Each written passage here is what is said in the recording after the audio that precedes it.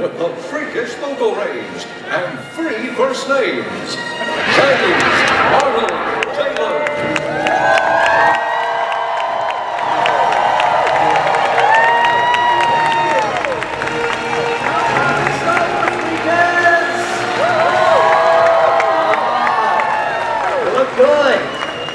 Even all of you out there, you look good.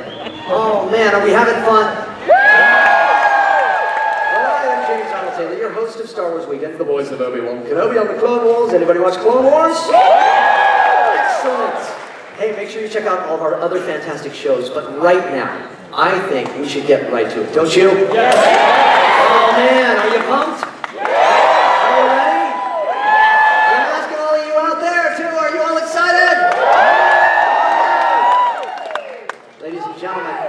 Star Wars royalty. I mean, what can I say about this guy? I'm just going to have to say, take a look at these screens.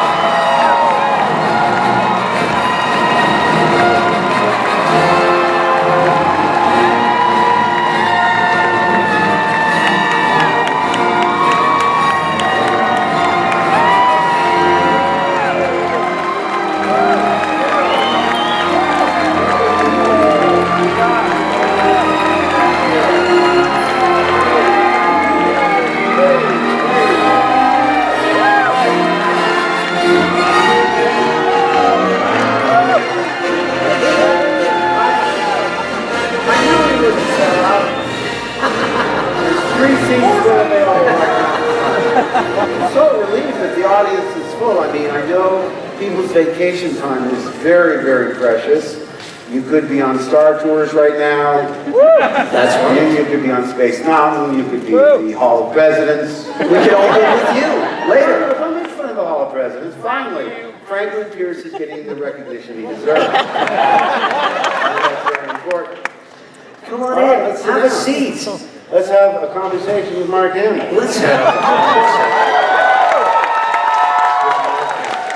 By conversation, we mean a one-handed monologue. Yeah, here's how it happens. I'll go, Mark, tell us about, and then you'll just go. I'll just make up stories as we go along. We finally have you here at Star Wars Weekends. We are so grateful for you. And it's such an amazingly busy man, and to take the time to come here, this is great. So it's a vacation for me too. My wife is here, my 3 children are here, I have my mother-in-law, aunts, uncles, nieces, my probation officer.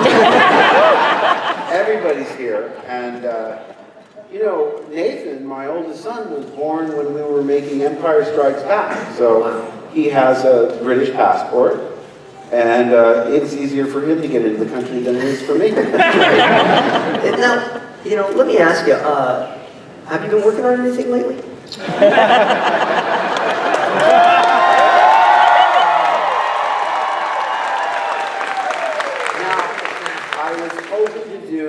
Weekend clean shaven. I'm not used to you know, the facial fur, but there's this little independent low budget picture, and it's the life story of George Lucas. I'm up for the title role.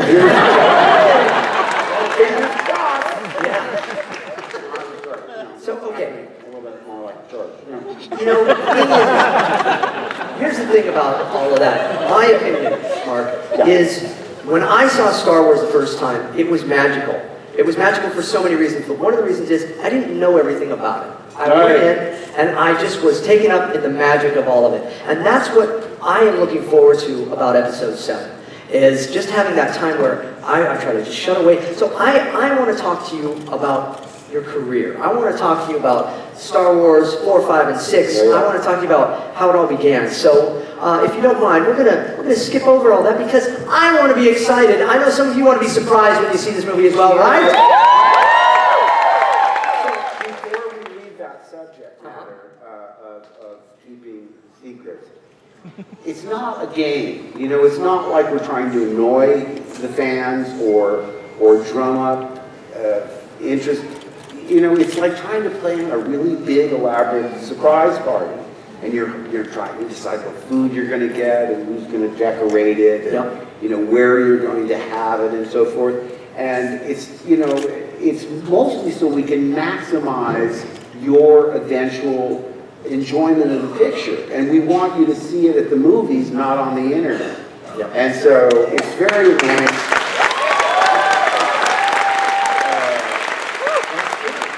There are blue meanies out there. There are blue meanies out there that are going to try and show you every creature, and God knows they'll probably try and leak the script and put it online. So if I were you, I'd do that. That's right.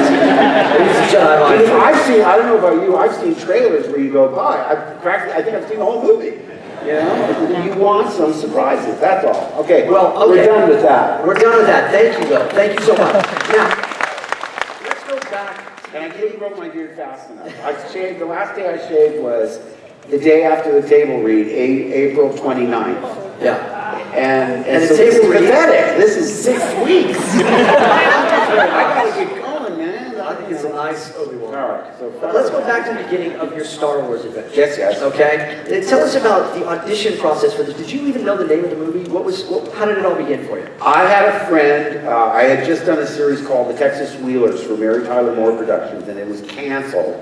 I was so depressed about that. And my friend Robert Englund, who was Freddie and car pictures, he goes, "Have you been out for that George Lucas movie?" I said, "What is it?" Because I knew him from American Graffiti. He said, "I think it's like Flash Gordon or something." you don't get to see the script, but it's all set in space and everything. And I said, "Are you up for it?" He said, "I didn't get it. That's what I'm telling you."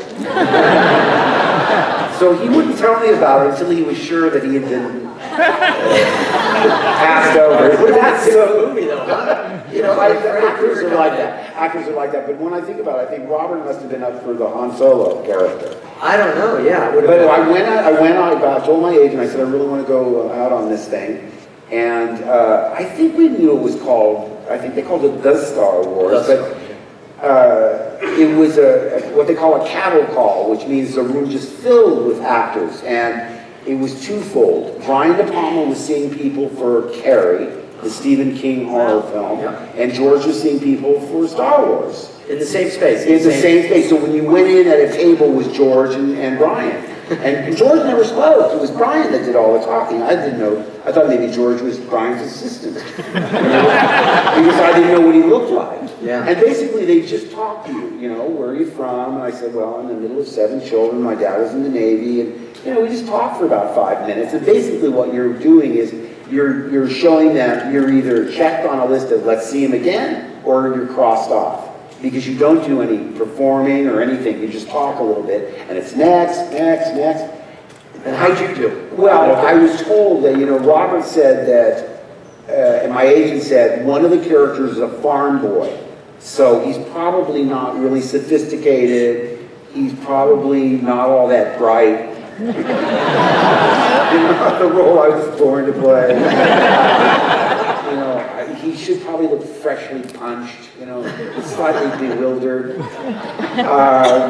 But, you know, and so he's trying to go in and be genuine and just be who you are, but, you know, you have no idea of what they're looking for. And then months later, maybe 6 weeks later, I got a 6-page scene in the mail. And that was the first time I'd seen any material. And I went in and I did a videotaped screen test with Harrison.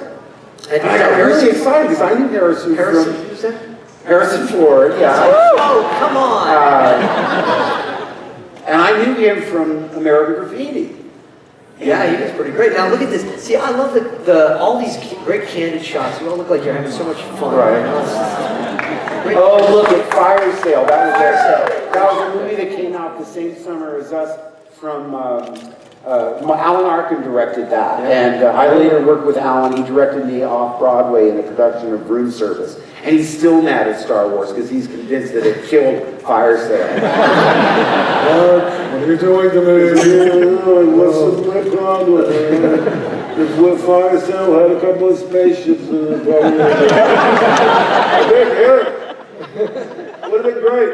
No, but so we went in. I read the screen test. Yeah. And I'm thinking, is this like serious or is it a parody? It seemed to me like it could be like Mel Brooks or something. Do you remember some of the lines? Here's the thing. Now I've done this before.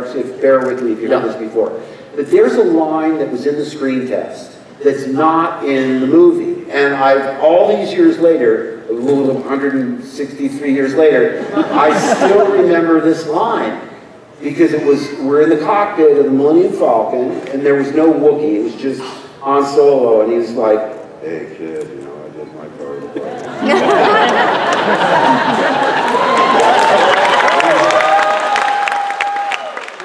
I'm just trying to approximate sort of that minimalist, low energy that Harrison does. And he gets into everything he says, because it's like he's hypnotizing you at the same time he's hypnotizing. He was going back to, but anyway, he was saying that we're turning back. And I said, and my character says to him, but we can't turn back. Fear is their greatest defense. I doubt if the actual security there is any greater than it was on Aquila or Celis. And what there is most likely directed towards a large-scale assault. And I went, who talks like this? I mean, you can diagram that sentence. Yeah. Let's break it down. Fear is their greatest defense, meaning whatever that, because he says, that's no moon, that's a space station. That's why he wants to turn around. And regarding that space station, I say, but fear is their greatest defense.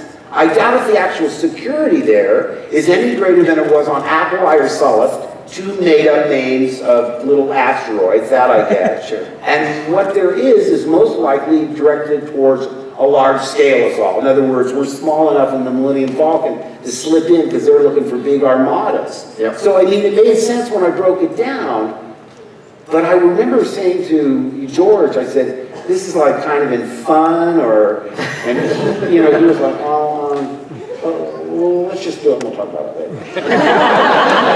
Which I later learned from experience, when George says that, it means let's do it now and never talk about it. He doesn't like that. I think one of the reasons he is successful at what he does is he casts people that are so close to what he wants that he doesn't have to go in there and do major, He gets the natural energy that they have. Exactly. And so, I mean, I would be like on the Death Star, I'd be saying, wait a second, shouldn't I be picking up on the princess kind of, dantering back and forth with Han Solo, or shouldn't I notice the robots are making wisecracks and so forth?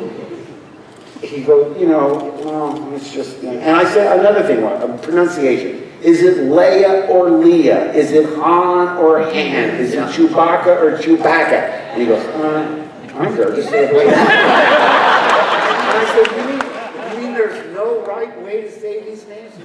Well, it's regional. Yeah. Actually, I always kind of appreciated that about him, because he did that in Clone Wars quite a bit, where we would all say it, and he let us all say it differently because he thought that that's more real. Yeah, it really is. I know, because some people say Nevada, people say Nevada. So, it's like, basically it's don't sweat the small stuff. So now, getting back to all this great chemistry that you guys had, I mean, we do have some great shots. Was it always fun on set? I mean, it's always, from what I see and from what I hear from y'all, it seems like you guys really did have a good time. Look at that! We're going into space! I can't remember laughing as much on anything Really? as this movie. I mean, it was just wicked fun. I mean, we had to take it seriously. We had to really sell it in terms of like, if you don't believe it, then nobody's going to believe it. Yeah. But just to get it all out of our system, we goof on it when the cameras weren't rolling. And I mean, I was reminded of that because I saw this documentary footage of us making our way back to Millennium Falcon when Alec Guinness gets cut down. Yeah. And that's a really traumatic moment for Luke, but like I said, it was like put out on the biggest playground with all, props, your own toy robots and laser. I mean, how could you not have fun? Yeah. If you can't have fun doing that, then you're in the wrong movie. And I do remember the swing across. You just had a picture up of Carrie and I was looking forward to that all week long. 2 days, doing the swing across, tomorrow. And we were both in harnesses, the way you would, be harnessed up for Peter Pan. Sure. So we were all on wires, and then they had our two harnesses linked together, carrying them. Yeah. And so we're ready to go, there we are. And what I didn't realize was that they had at least 4 cameras going, in my memory, maybe 3. I'm thinking it's 4. And normally in the movies you do it over and over, and you might spend all day doing that. We swung across. You were that good. Just we showing across once, and they go, camera, it's good, computer, all right, moving on. That's it. What? What a chip! I said, that is so I did a little mini tantrum, and they said, all right, we'll get Carrie unharnessed. If Mark wants to fly, we'll fly him. So did you get to go again? So they flew me all around. I was like really living out, look at me, way above. Now, speaking of all these wonderful people that you worked with, let's do it. I think it's time for a Star Wars Weekend's double take, don't you think? Yep, let's do it. It's a Star Wars Weekend's double take. Good spacious me. All right. So, Mark, let's for time's sake, let's talk the cast for a bit. I'm going to give you a name, and you give me a sentence or a word. Okay? So a sentence or a word per person to sum them up and your time with them. Okay? Here we go. First one. Alec Guinness. Ultimate gentleman and ultimate actor. I just adored Alec. He had a wonderful sense of humor. He loved, of all things, I'd be asking about the Lavender Hill Mob or the Lady Killer. I want to talk about Yoda. I said, what do you want to hear about? A soap opera and a dog food commercial? I had done nothing that he would have seen. But he loved my lack of pretense. He loved the fact that he loved American humor. Yeah. And I remember one time his wife was sketching a mosque when we were in Tunisia, and this was taboo to the religion there. And a local official realized what she was doing and just, and he grabbed the paper and tore it up, and Lady Guinness was startled, and so was Alec, and he turned to me and he said, what is that? I said, I have no idea, unless it was a local art critic. See, he loved that because it was unexpected. And you liked it too because it was unexpected. And that was the longest sentence I've ever heard in my life. Okay. Next one. I failed this Next one. So I wrote, nice. That's what you're going to get from now on. Here we go. Harrison Ford. Nice. Good. Carrie Fisher. Very nice. You can give us more than 2 words. Come on. Well, as you all know, Carrie is just wickedly funny. Incredible wit, and her mother is just a legend in cinema history. And, For those of you that don't know, Debbie Reynolds. Debbie Reynolds. Singing Rain, doesn't get any better than that. Really a wonderful actress. I don't think she gets the credit she deserves because she sings and dances, you know, and they somehow think that makes her less of an actress. But if you see her in How the West Was Won, or that's the recent thing where she played Liberace's mother. Pretty great, yeah. I didn't even recognize her. Yeah. She was a wonderful actress. She loves to laugh. I love to laugh. Harrison is also very funny. He's very, very witty, and I wish he would do more comedy. Yeah. Although K9 the Widowmaker, If you get some time with him, that's pretty funny. in the near future, if you get time with him, maybe you can encourage him to do that. If you get time with him anytime in the near future, you can encourage him to do some comedies. I would. Okay, Irving Kershner. and really in tune with the mystical aspects of, see now where George really didn't want to talk about things, Kirshner was an actor's director. He really loved talking about motivation and backstory, and well, there he is. It's right there. As you say things, it comes out right there. It's amazing. Disney magic. I better not talk about my honeymoon. Hi-oh. We've got a great show for you tonight. Frank Oz. Frank Oz. Oh, Frank. Well, I grew up being just so enamored of the Muppets. I mean, even before the Muppet Show, you know, they say, hey, Mark, the Muppets are going to be on Ed Sullivan this Sunday, and, you know. So I was a huge fan. Yeah. And he couldn't be nicer. Again, he's a wonderful director, as he's shown over the years. But so personable, and that's Wendy. Yeah. You know, it was very lonely on this set because they were all underground. And I had a little earpiece, much like this one I have on today. And if I turned in a certain direction, I'd pick up radio waves. So I'd be watching Frank and oh, many years have I been. And all of a sudden it would go, ooh, ooh, Daddy, you're a fool. I'm in the Rolling Stones. Oh, there he is. I said I sort of laughed, you know, right in Yoda's face, didn't I? You do a pretty good Yoda. I think. Maybe Well, you know what happened is we all started doing Yoda. Everybody, you know, then we'd break for lunch and the boom guy would say, to the commissary you are going? So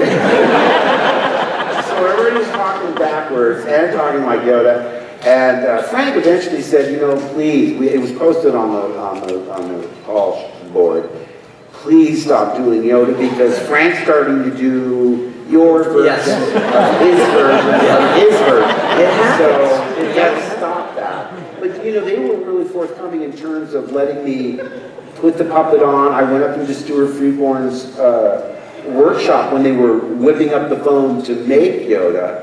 We went down on Saturdays when we weren't shooting and worked all day with Frank, and I just loved him. I mean, from the minute I set eyes on that Yoda, I said, oh, it just worked so totally for me. Well, here's the thing, and we had one other person that I was going to give a name for, we'll get back to, but your performance with Yoda, I think, is really what made us all believe him and believe in Yoda. It's so much about it's just the two of you. There was never a doubt that Yoda was alive. I mean, Right. It seemed that the two of you had this special bond, you know?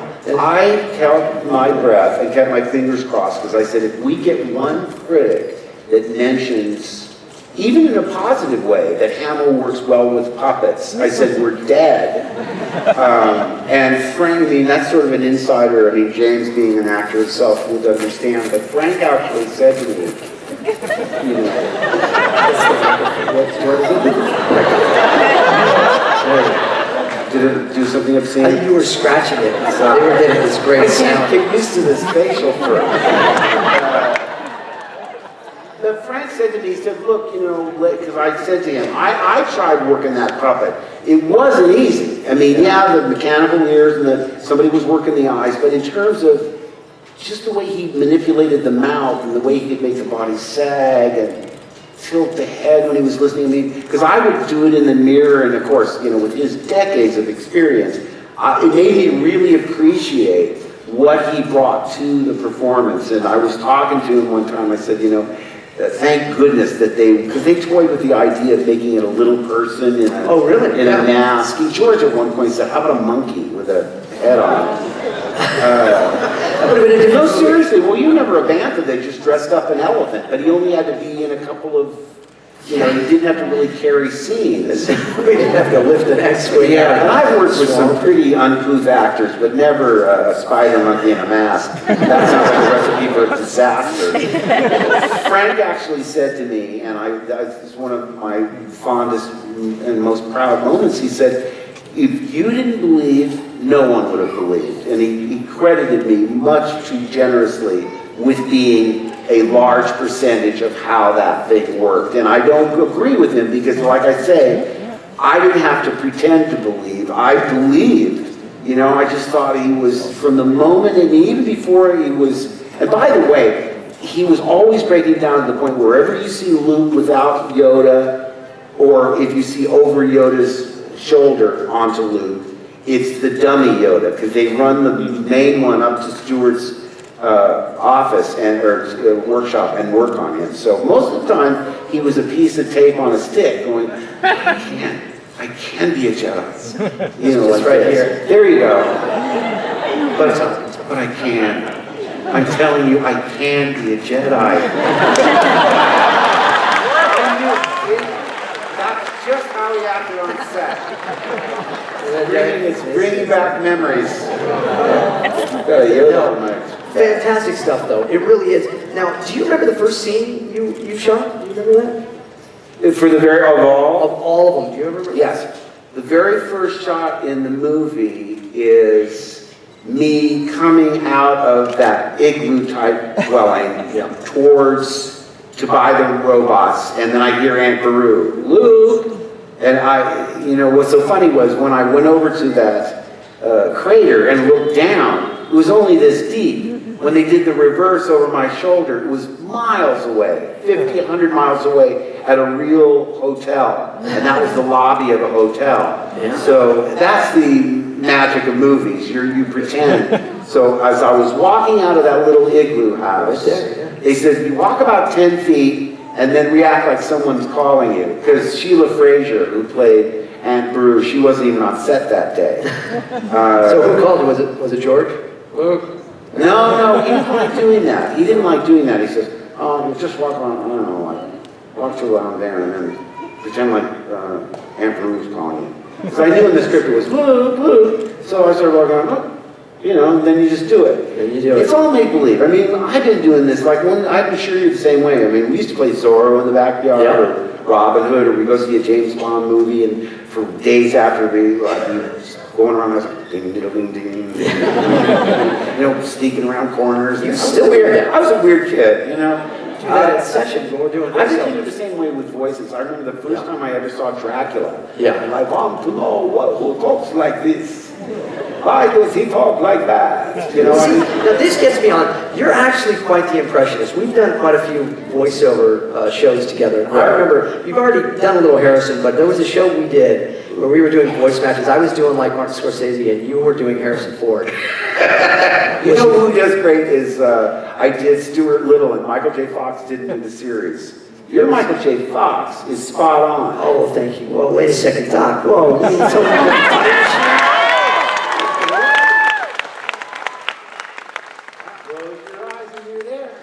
way I see it, Marty, if you're going to build a time machine into a car, why not go with some style?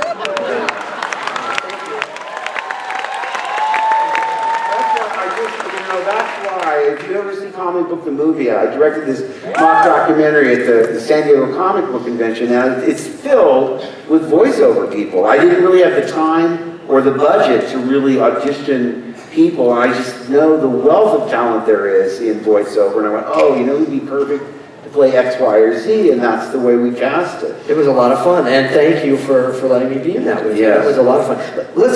Let's do a little social media madness. Do you mind taking some questions from Twitter and Instagram and all of those? Can we do a little social media madness here, guys? And social media madness. Okay. Here's how this worked, Mark. We asked people on Twitter to send us hashtag #AskHamill, and we got flooded with questions, and we've chosen a few. Do you mind answering some of these? Let's go ahead and look at the first one here. Okay, it says, what was your favorite scene to shoot in the trilogy? Boy, that's so tough, your favorite scene. One of the scenes I kept looking forward to because I thought it popped when I read the script. In a science fiction or fantasy movie, everybody's waiting for the monster. Now, you saw the Tusken Raiders and the Jawas to a certain extent. But I said, when we walk into that cantina, and it's just nothing but wall-to-wall monsters, that really appealed to me. And so I was really, really looking forward to that one. But I already talked about how much I love the swing across. I love being in the trash compactor. I mean, so many of these elements in the movie were right out of the kind of things that I loved when I was a kid. Tarzan movies and, swashbuckler pirate movies, cowboy movies, and it just seemed like a dream come true. I mean, I was a kid that read Famous Monsters magazine, built all the Aurora Monster kits. So I mean, I was the one that would really get it. Hey, you guys, our faces are masks on the back of cereal boxes. I can't believe it. And Harrison would say, like, hey, I didn't get in this business to be on a cereal box. I said, yeah, they are. I thought you had to be an athlete to become a bubblegum card. Believe me. You're a Jedi Knight. I'm not a good athlete, but I made it. I made it onto a bubblegum card. I'm so proud. More than that. Yeah, you've done pretty good, my friend. Okay, let's look at another one of these here. All right, what do we got? Okay, Raymond is asking, while filming the Wampa scenes on Hoth, how long did you actually have to hang upside down? Oh gosh, it was days upon days. What happened was we shot it like 1 or 2 days main unit. Yeah. And then Kirshner and everybody moved on, and that became a second unit shot. Gary Kurtz did a day, Robert Watts did a day, I think Norman Reynolds did 2 days. And they left you hanging the whole time? Well, that was, of course, the joke. They go, okay, that's a break for lunch, and everybody would walk off. I'm like, hey, you guys. But it's a wonderful way to lose weight, by the way. Because not only you sort of lose your appetite hanging upside down, but you don't want to disgrace yourself in any manner, shape, or form. So you really eat like oatmeal, and you really watch what you eat. And people would come and lift you halfway so the blood wouldn't completely rush to your head. But it just went on and on and on and on. And talk about flying. It's the same guy that flew us across when we were with the princess, but he had me in a harness and I was upside down, and that was what they call, we call it styrofoam over there, they call it polystyrene. Polystyrene. There you go. And I think his name was Derek. But he had these marks on, because I couldn't see him. He was somewhere behind the set. And he would preset where I was and where to drop me when I got the lightsaber and cut the stalactite down so I wouldn't crush myself. I just had to tuck my chin and take the brunt on my shoulders. Well, one day, apparently he'd had a little brandy at lunch. And he mixed up his marks. And after one of the takes where I was down, he started bringing me up. And he didn't stop. I started breaking through the polystyrene, and I'm screaming, Derek, stop! Stop! That's enough! And it's snowing, all this polystyrene. And, I guess you had to be there. But, Speaking of being there, it was exciting. We had John Ratzenberger here last week. Anybody? Yeah. Cheers. And he was in Empire Strikes Back. Now, I don't know if you are aware that he was in a scene with you that was cut out. Have you seen this? I have not seen it. Just uncovered this. So let's just take a look at this for a second. Boy. If you guys have it.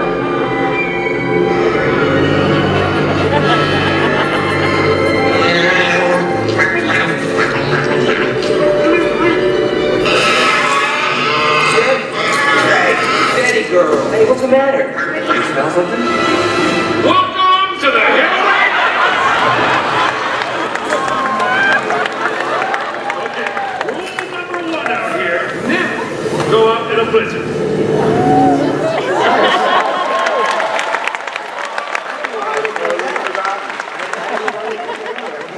You said one of the questions might be what is the worst sound in Star Wars? Oh, well, we'll get to that. We'll get to All that. right, well that reminds me. Just mention Wampa when we get there. Okay, and let's look at another one. Let's do another social media right. question. Oh, that's sweet. It's not much of a question. It's more so, and I love you. Look at that. That's right. So I don't want to see that. All right. Okay, very nice. Okay, and one last one. Do we have time for one last one? Let's take a look. Sure. Could you do a short dialogue between Luke and the Joker, where Joker tells Luke...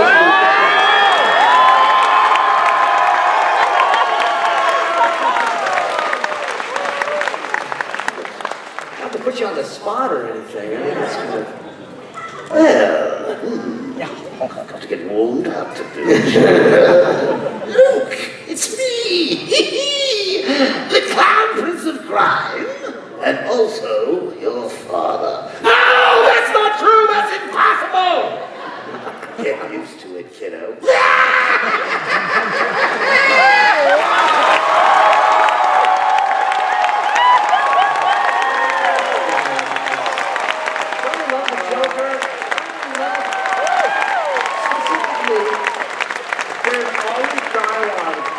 Dini is a wonderful writer. Paul Dini wrote some of the best Joker episodes.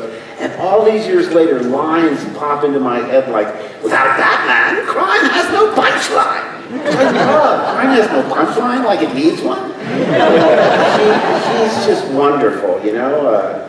Because let's face it, it's the Dark Knight that made me the happy camper I am today. How I agonized over how to thank him for that. Perhaps with a cyanide pie in the face, or an exploding whoopee cushion playfully placed in the Batmobile. That's...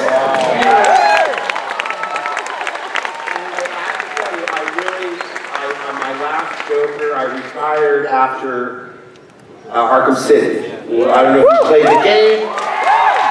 If you played the game, no spoilers, it doesn't really end well for Joker. And I've been replaced in the role by Troy Baker. Troy Baker, very talented. Troy, yeah, he's on, I do this show called Regular Show. It's on Cartoon Network. Does anybody know that? Okay. Yeah, skips on Regular Show. Yeah, you do that very kind of flip, but you're one of the most talented voice actors out there, and we all are always so privileged when you come in. So, this whole second kind of career. But you know what was great about the voiceover people, because I didn't really get into it until the early 90s. I did something when I was a teenager. I did the animated version of like Dream and Genie in the Larry Hagman role. Now, Genie, cut that out, you're going right back in the bottle. And Julie McWhorter was Genie doing an incredible Barbara Eden. And I worked with Larry Hagman, and when I told him that, I said, you know, I can't do you, but I played your part in the cartoon version. Now, that would have been like 72 or 3. Okay. And then I didn't work again in voiceover. By the time I did it again, it was Joker, and I didn't know about voiceover agents who specialized just in that, because I got Genie through my theatrical agent. But the reason I'm bringing this up is when I went to do my first voiceover jobs, I knew who Rob Paulson was, I knew who Jeff Bennett was, I knew who Tress MacNeille, Maurice LaMarche. Now let me explain to them. Frank Rob Welker. Paulson and Maurice LaMarche are Pinky and the Brain. Anybody know Pinky and the Brain? Rob Paulson is from the Animaniacs. Well, they're all from the Animaniacs. Tress MacNeille. I mean, these are giants in voiceover. Yeah. I would. First of all, I'm a huge animation fan. I've been all my life, and I would tape these things on Saturday morning. I'd watch with the boys and my daughter as they were going up. But I would freeze frame on the end credits, and because I wanted to know who played all these characters. Have you ever tried to read end credits without a freeze frame? Oh yeah. And there's like 60 names. You can't see anybody. Yeah. So I think they were flattered that I knew who they were. I mean, I knew who you were before I met you. So come on. Who am I, Mark? Come on. But it's true. I still remember seeing that episode of the Walt Disney Show where they showed Clarence Nash doing Donald Duck. It was the first time, maybe 6 or 7, where I go, oh, wait a minute, yeah. There are actors that go in and voice cartoons. That's right. And now I'm going to do a shameless plug for my show. And because if you want to know more about that, you can come back and see Obi-Wan Beyond later. That's what I do. Hey, honestly though, we really appreciate that you are such a lover of voice acting, but you are a tremendous voice actor. And I thank you, because the first project we ever worked on, I played the kid version, and you played you did this great old man. It was just a narration. You were narrating, so we played the same character. And it was Is that right? Yeah, this was many years ago on an animated film. I think it was called Arrow Troopers. Arrow Troopers. It was an Arrow Troopers. Yeah. So that was fun. So we played the same role. That was my first time working. Well, you know, I finally, after all those years of being asked, I said, okay, I'll do a Clone Wars, and so I did one episode. One episode. Yeah, and they said, don't tweet or don't talk about it or don't mention it. I said, oh, okay. 3 years later, I mean, it's been on, it's gone. Yeah, it was on Netflix. It's in season 6, and you are fantastic in it. Was it never on Cartoon Network? It was not on Cartoon Network. It is on Netflix. You can see it now. And you play Darth Bane. Bane, yes, exactly. And the reason I started, when they said, oh, is that him? That's him. Because they said, I said, what do you want me to do? I said, I kind of want to make it special, so find something that's fun. And they had me at Darth. Yeah. Because I thought, Darth anybody's got to be interesting. We wanted you on that show for so many years, and it was fantastic that you actually got to play that Tom character. Kane That did. particular character. Tom Kane is Yoda, fantastic. right. Hey, you know, we are looking at doing something here that I love to do. It's time that we take you inside the Akbar's studio. Oh. It's a trap! So here's how it's going to work. I'm going to ask you 7 questions. Okay. And if you can just give me the answers here, best you can, we'll see what happens. We'll see how much we all learn about you in Star Wars, okay? Question number 1. What is your favorite Star Wars film? It's like asking who's your favorite child. I love them all for different reasons, but if you really pressed me, I'd have to say Empire, only because